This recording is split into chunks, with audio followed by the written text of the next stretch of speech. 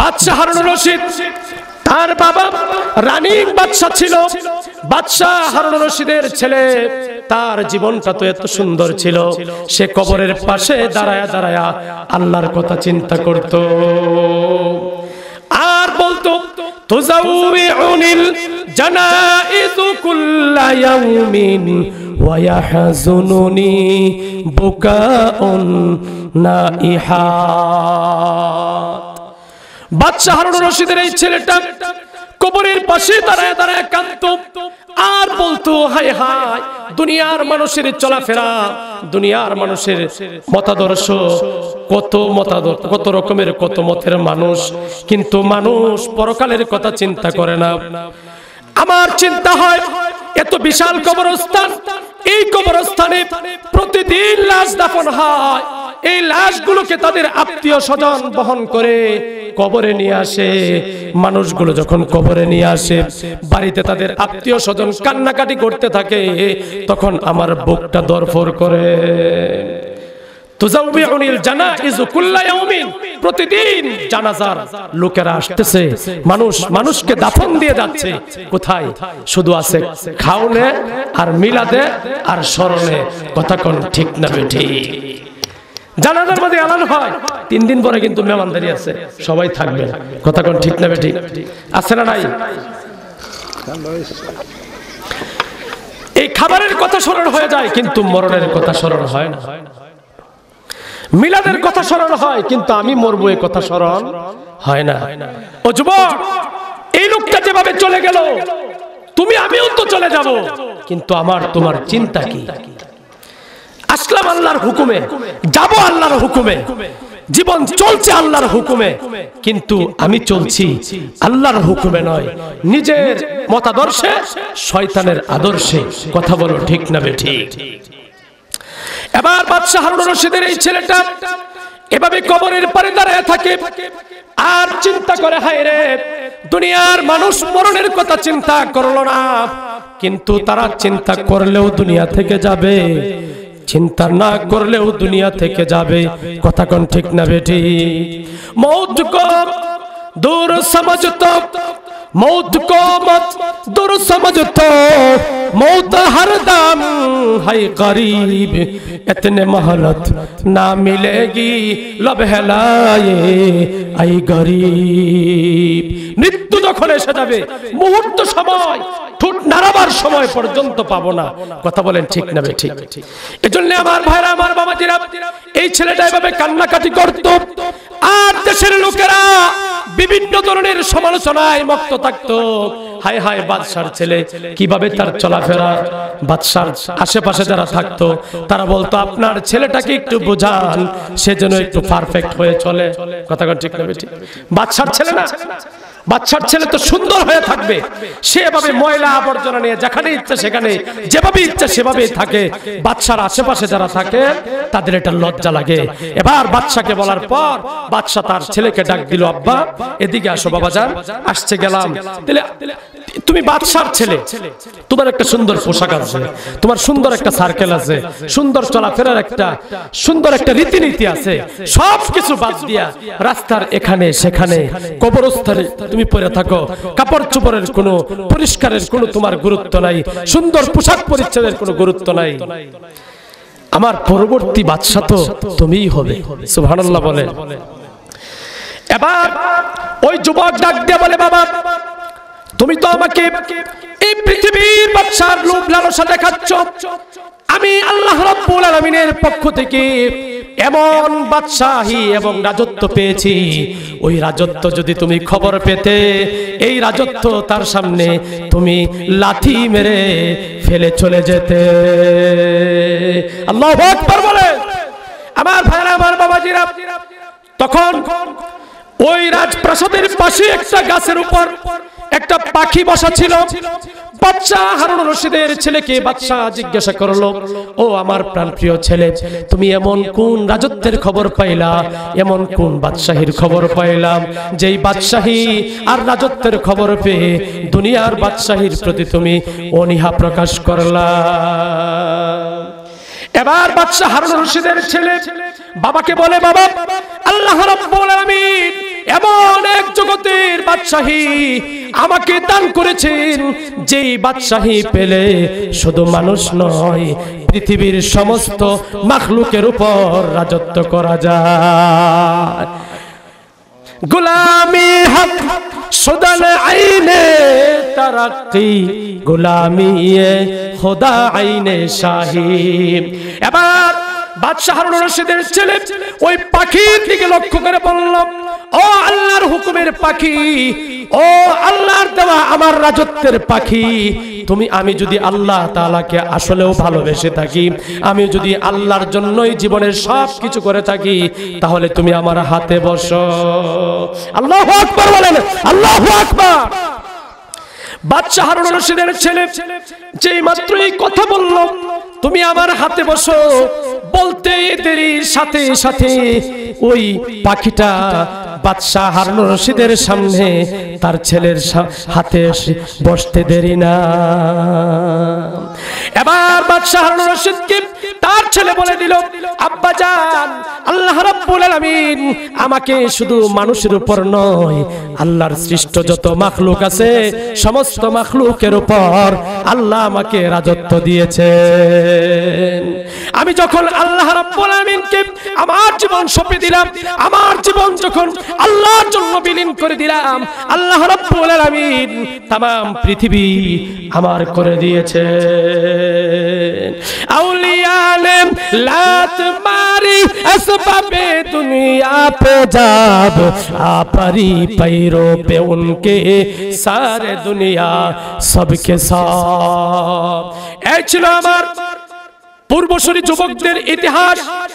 শুধুমাত্র তাই নয়, আল্লাহ রাব্বুল আলামিন আমার আপনার নবী বিশ্ব নবী দয়ার নবী রাহমাতুল লিল আলামিনের অভাব অনটন দেখে ওনার পরিবেশ, ওনার পরিস্থিতি হাদিস শরীফে এসেছে, বিশ্ব নবী রাহমাতুল লিল আলামিন লাগাতার 2 মাস পর্যন্ত ওনার চুলায় কোনো আগুন জ্বলে না।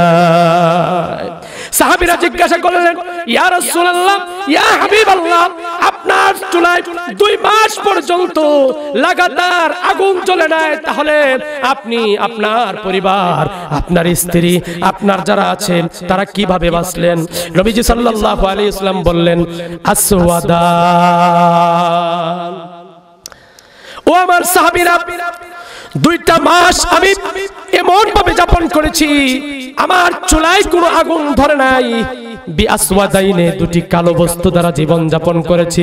হাদিস শরীফে, বুখারী শরীফের riwayate এসেছে, এর ব্যাখ্যায় লিখেছে, 1 নাম্বার হলো জমজমের পানি, 2 নাম্বার হলো খেজুর।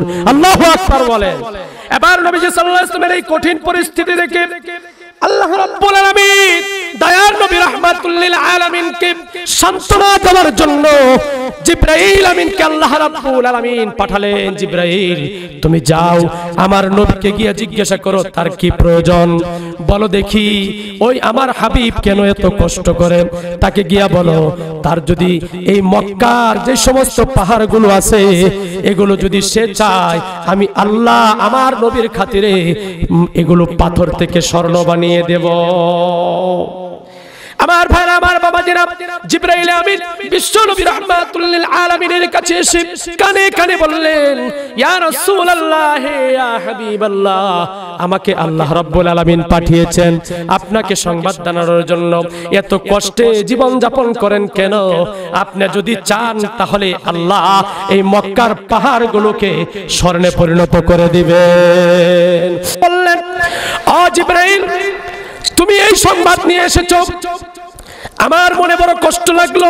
বিশ্বনবী রাহমাতুল লিল আলামিন চোখের পানি ছেড়ে দিয়ে তিনি কেঁদে ফেললেন। বললেন, না না, আমার মক্কার এই পাথরের পাহাড়গুলো স্বর্ণে পরিণত করতে হবে না। আমি ভালোবাসি, ইন্নী উহিব্বু আন আজুআ ইয়াওমান ওয়া আসবাউ ইয়াওমান, আমি একদিন পেট ভরে খাবো, আরেকদিন আমি উপবাস থাকতে ভালোবাসি। সুবহানাল্লাহ বলে। আমার ভাইরা, আমার বাবাজিরা, রাহমাতুল লিল আলামিন এই কথা বলার পর বিশ্বনবী রাহমাতুল লিল আলামিন আরো বললেন, যেদিন আমি ক্ষুধার্ত থাকব, যেদিন আমি উপবাস থাকব, সেদিন আমি বেশি বেশি করে আল্লাহ তাআলার কাছে কান্নাকাটি করব। আল্লাহু আকবার বলেন। আর যেদিন আমি পেট ভরে খাবো, শাকারতু, আমি আল্লাহ রাব্বুল আলামিনের শুকরিয়া আদায় করব। কান্নাকাটি আর শুকরিয়ার জীবন আমি নবীর কাছে সবচেয়ে পছন্দের জীবন। আমার ভাইরা, আমার বাবাজিরা, আব্দুল্লাহ ইবনে মাসউদ রাদিয়াল্লাহু তাআলা আনহু থেকে বর্ণিত, ওমর রাদিয়াল্লাহু তাআলা আনহু খলিফাতুল মুসলিমিন, আমিরুল মুমিনিন হযরত ওমর রাদিয়াল্লাহু তাআলা আনহু রাসূলের দরবারে হাজির হলেন।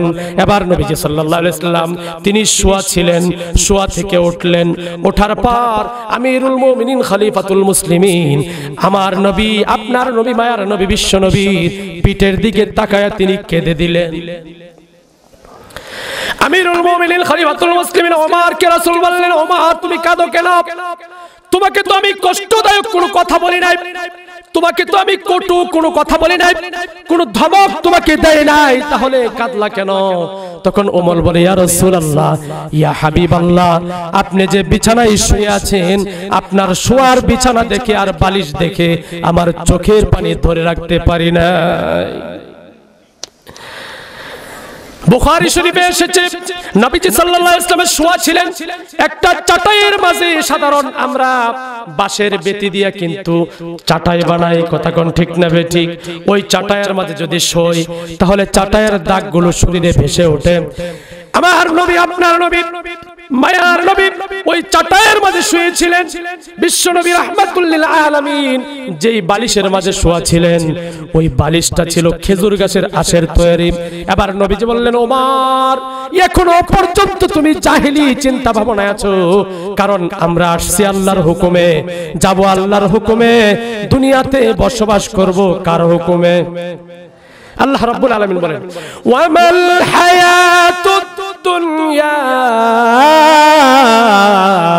ইল্লা মাতাউল গুরুর। নবীজি সাল্লাল্লাহু আলাইহি ওয়াসাল্লাম বললেন, ও ওমর, এই দুনিয়াটা হলো ধোঁকার জায়গা, এখানে আমার সাথে দুনিয়ার সাথে কোনো সম্পর্ক নাই। সম্পর্ক হলো কারাজুলিন ইস্তাজাল্লা তাহতা শাজারাতিন। মনে করো একজন মানুষ অনেক দূরে হেঁটে হেঁটে যাবে, অনেক বড় একটা বন্ধ ক্ষেত পাড়ি দিল, তারপরে একটা গাছ, সেখানে সামান্য সময় বিশ্রামের জন্য বসলো, বিশ্রাম শেষ হবে, সেখানে আর থাকবে না। যতই ছায়া থাকুক, যতই পানি থাকুক, যতই সেখানে বাতাস থাকুক, সেখানে কিন্তু আর থাকবে, জোরে আওয়াজ দিয়ে বলেন, থাকবে। নবীজি সাল্লাল্লাহু আলাইহি ওয়াসাল্লাম বললেন, দুনিয়ার জীবন যাপনটাই হলো এমন, একজন মানুষ দুনিয়াতে আসছে, যতই সুন্দর দুনিয়ার বাড়ি সাজাক, যতই সুন্দর করে তার ঘর বাড়ি সাজাক, যতই সুন্দর করে তার গাড়ি বাড়ি যত কিছু আছে করুক, কিন্তু এই দুনিয়ায় আজীবনের জন্য কোনোদিন থাকবে, জোরে আওয়াজ দিয়ে বলেন, থাকবে। আমার ভাইরা, আমার বাবাজিরা, আমিরুল মুমিনিন খলিফাতুল মুসলিমিন একদিন যাচ্ছেন, উনি তৎকালীন সময়ে তিনি রানিং খলিফা, রানিং প্রেসিডেন্ট। তিনি তিনার উট থামিয়ে একজন লোককে বললেন, ভাই আমার পানি পিপাসা লাগছে, তুমি একটু পানি এনে দাও। স্বভাবতই আমিরুল মুমিনিন পানি আনার কথা বলছেন, তাহলে অনেক সুন্দর এবং সুন্দর ভাবে সুন্দর করে একটু পানির ব্যবস্থা করাই একজন সাধারণ মানুষের কাজ, কথা কোন ঠিক না বেঠিক? এমন একজন মানুষ আসলো যাকে দাওয়াত দিয়ে আনা যায় না, তিনি আমার কাছে পানি চাইতেছেন, সর্বোচ্চ চেষ্টা করে ওই লোকটা ঠান্ডা পানিতে মধু মিশ্রণ করে আমিরুল মুমিনের হাতে দিলেন। আমিরুল মুমিনিন খলিফাতুল মুসলিমিন ওমর রাদিয়াল্লাহু তাআলা আনহু পানিটা এভাবে হাতে নিলেন। হাতে নেওয়ার পর আমিরুল মুমিনিন খলিফাতুল মুসলিমিন আর পানি পান করলেন না। দেখে জিজ্ঞাসা করলেন, তাহলে পানি কেন পান করলেন না? আমিরুল মুমিনিন খলিফাতুল মুসলিমিন হযরত ওমর রাদিয়াল্লাহু তাআলা আনহু বললেন, আমার এই মধু মিশ্রিত সুন্দর পানি দেখে আমার পরকালের কথা মনে হয়ে গিয়েছে। আল্লাহ রাব্বুল আলামিন কোরআনে বলেছেন, আযহাবতুম তাইয়্যিবাতিকুম ফি হায়াতিকুমুদ দুনিয়া। পরকালে যদি আল্লাহ রাব্বুল আলামিন জিজ্ঞাসা করেন, রে ওমর, দুনিয়াতে যা দিয়েছিলাম, দুনিয়ার ভোগ বিলাস করে তো সবকিছু শেষ করেছে, তো তাহলে পরকালের জন্য কি থাকবে? এজন্য আমি পানি পান করব না, তোমার পানি তুমি নিয়ে যাও, আমার এই পিপাসা আমার পরকালের জন্য আমি রেখে দিলাম। আমার ভাইরা, আমার বাবাজি, বাবাজিরা, আল্লাহ রাব্বুল আলামিন বলেন ফি জান্নাতি ইয়াতাসাআলুনা আনিল মুজরিমিন। আল্লাহ রাব্বুল আলামিন বলেন জান্নাতীরা জাহান্নামীদের সম্পর্কে একজন আরেকজনের সাথে আলোচনা করবে। এখানে যেই সমস্ত বিষয়গুলো আছে, সমস্ত বিষয়ের মূলে হলো একজন মানুষ যখন নাকি তার দুনিয়ায় নিয়ে ব্যস্ত থাকবে, নামাজের দ্বার ধারবে না। একজন মানুষ যখন নিজের সম্পদ নিয়ে ব্যস্ত থাকবে, পরের চিন্তা করবে না। নিজের পজিশন নিয়েই ব্যস্ত থাকবে, পরের পজিশন নিয়ে শুধু সমালোচনা। আল্লাহ রাব্বুল আলামিন বলেন ওয়া কুন্না নাখুদু মাআল খাইদিন। তাদের জীবন ছিল শুধু সমালোচনার সমালোচনা। আল্লাহ রাব্বুল আলামিন বলেন তারা বলবে ওয়া কুন্না নুকাযযিবু বিয়াউমিদ্দিন। দুনিয়াতে তাবলীগের জামাত এসেছে, নামাজের কথা বলেছে, তাবলীগের জামাত দাওয়াত নিয়ে এসেছে, জান্নাত জাহান্নামের কথা বলেছে, সবগুলোকে আমরা অস্বীকার করেছি, কোনটাকেও আমরা বিশ্বাস করি নাই। আল্লাহ রাব্বুল আলামিন সমাধান দিয়ে দিলেন না না, এগুলো তার ছলছাতুরি।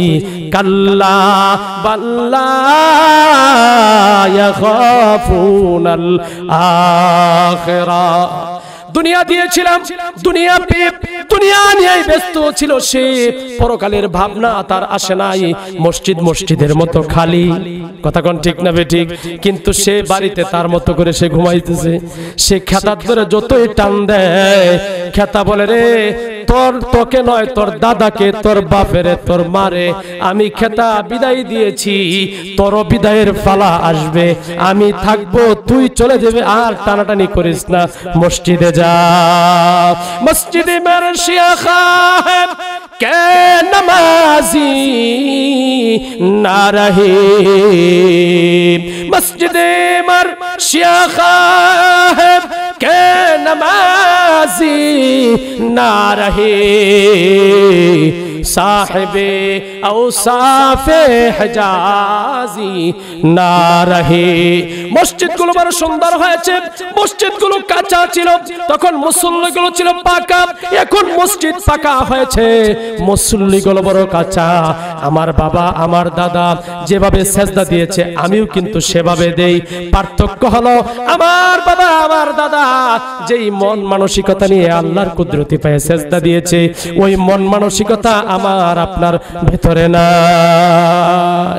এজন্যই নবীজি সাল্লাল্লাহু আলাইহি ওয়াসাল্লাম বলেছেন কুন ফিদ দুনিয়া কাআন্নাকা গরীবুন আও আবিরু সাবিল। এই দুনিয়াতে একদিন তুমি ছিল না, তোমার বাবা ছিল, একদিন তোমার বাবা ছিল না, তোমার দাদা ছিল, একদিন তোমার দাদাও ছিল না, পরদাদা ছিল, পরদাদা চলে গেছে, দাদাও চলে গিয়েছে, তোমার বাবাও চলে গেছে। এখান থেকে শিক্ষা নাও, দুনিয়া কাউকে রাখার জন্য না, দুনিয়া কাউকে বিদায় দিতে পারলেই বড় খুশি। কথা কোন ঠিক না বেঠিক? এজন্যই দুনিয়া যতই খামসাই, কিন্তু নামাজ ছাড়া জীবন দুনিয়ার অভিশপ্ত জীবন। আমার দুনিয়ার যতই আমি কামাই করি, উপার্জন করি, দুনিয়া আমাকে ধরা দিবে না। কথা কোন ঠিক না বেঠিক? কারণ দুনিয়া হলো ধোঁকার জগৎ, এই দুনিয়া হলো আমার আপনাকে জাহান্নামে নিয়ে যাওয়ার জন্য तमाम আসবাব রেডি, কিন্তু জান্নাতে নিয়ে যাওয়ার কথা তো শুধুমাত্র আলেম সমাজ, তাবলীগ সমাজ, পীর সাহেব খানকায় তারাই বলে, আমার বাবা মাও তো বলে না। ও আমার মায়েরা, তোমার ঘরটাকে তুমি সুন্দরভাবে শোকেস দ্বারা সাজাইলাম, তোমার আলমারিটাকে ডিনার সেট সহ বিভিন্ন রকমের সাজসজ্জার জিনিস দ্বারা সাজাইলা। আফসোস হলো তোমার জীবনটাকে তোমার সাজানোর কোনো চিন্তা ফিকির তুমি করলা না। তোমার মেয়ের একটা স্বর্ণের চেন লাগবে, স্বামীর কাছে দাবি দিয়ে মেয়ের জন্য স্বর্ণের চেন বানায় দিলা। তোমার মেয়ের কানের ফুল লাগবে, স্বর্ণের ফুল বানায় দিলা। সুন্দর একটা জামা লাগবে, তাও বানায় দিলা। এত সুন্দর করে তোমার মেয়েকে সাজাইলা, কিন্তু মেয়েকে তুমি কোরআন পড়ায়া দিনদারি দ্বারা তোমার মেয়ের ভিতরটাকে সাজাইলা না। এজন্য আল্লাহ রাব্বুল আলামিন বলেন ফি জান্নাতি ইয়াতাসা আলোনা আনিল মুজরিমিনা মা সালাকাকুম ফি সাকার। জাহান্নামে যাওয়ার জন্য একমাত্র মাধ্যম হবে আমাদের দিনদারি না মেনে শুধুমাত্র দুনিয়াদারি মানা। দুনিয়াতে আসছি আল্লাহর হুকুমে, যাবো আল্লাহর হুকুমে, কিন্তু দুনিয়ার জীবন যাপন চলছে আমার হুকুমে, শয়তানের আদর্শে। কথা বলেন ঠিক না বেঠিক?